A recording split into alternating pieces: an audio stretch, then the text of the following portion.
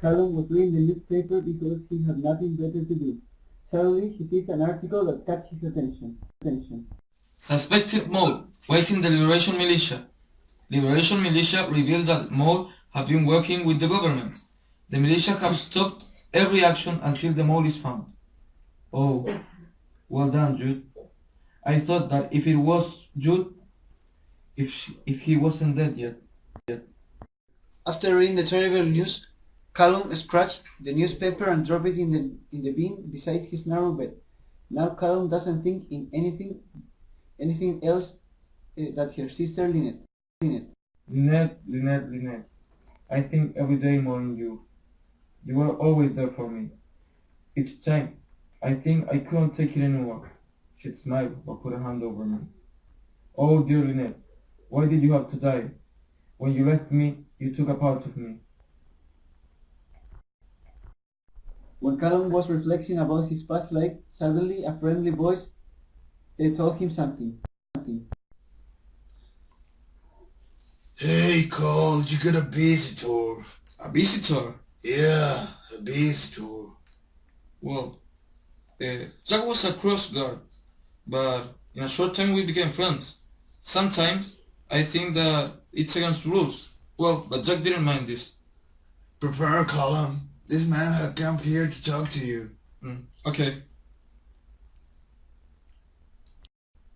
Followed Jack to the other cells until he reached the interrogation room.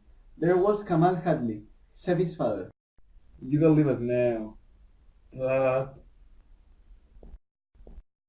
Kamal turns to Jack with a disagreeing look. Jack set off down the corridor.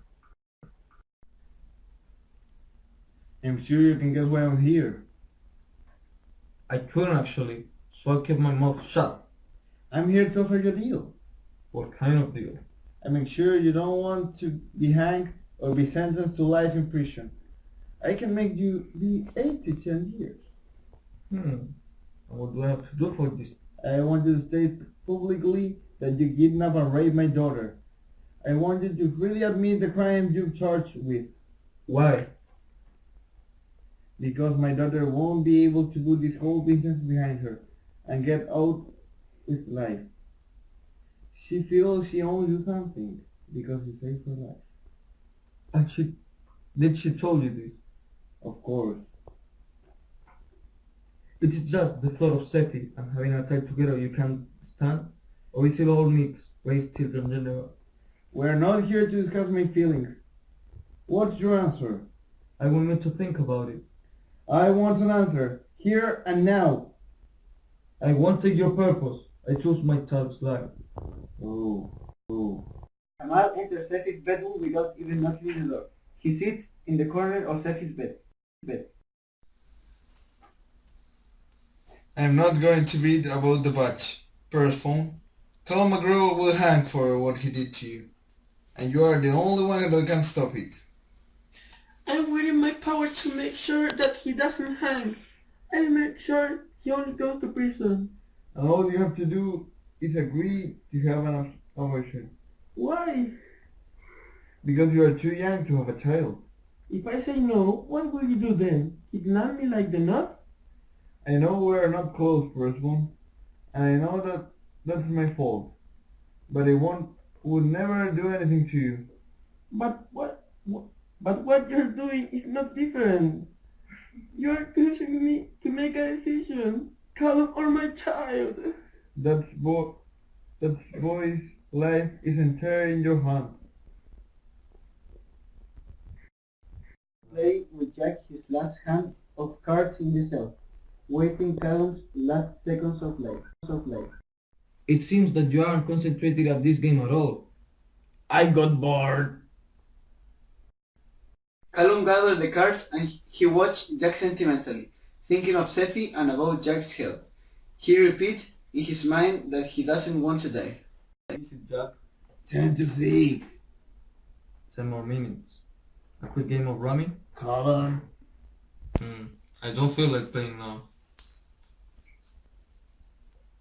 Have you ever wondered a world with the reserved positions? I mean, if we control over the crosses, you. Can't say it's ever crossed my mind. I used to think about it a lot. A world with no more discrimination, no more prejudice, a fair police, equal justice. Good grief. Is that a thesis or a fairy tale? In all these people, we will always find a way to mess up.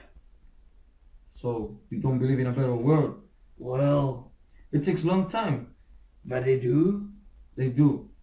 Jack, can I ask you a favor? Just name it, Colin. I might get you in trouble. My life could do with a bit of freshening up. Deliver this letter to Sophie, please. Personal Hadley? That's correct. In her hands. Promise? I promise. Hey, Uncle. Agustini stopped at Callum's cell, and he asked if he had a last request. Then he told Callum to follow him. He was with 2 guards. They walked through a corridor where people raised to the moral of Callum. Finally, they reached the light outside. There was a sea of crosses, a noose, and a trap hole. I'm sorry, Callum. Forgive me. Don't be silly. You didn't do anything. Neither you. I love you, Callum. I've got to put your hood on. Now, those are the rules. I love you. Please, I need to find her and tell her. With the hood, will be impossible. I love you, Callum, and your child will love you too. Sophie, I love you too. Please, just wait a moment. The trap door opens, and the only thing that can be heard was Callum's body swinging off the rope. My words die on my lips. Did she hear me? Maybe, just imagine. Please, God, let her hear me.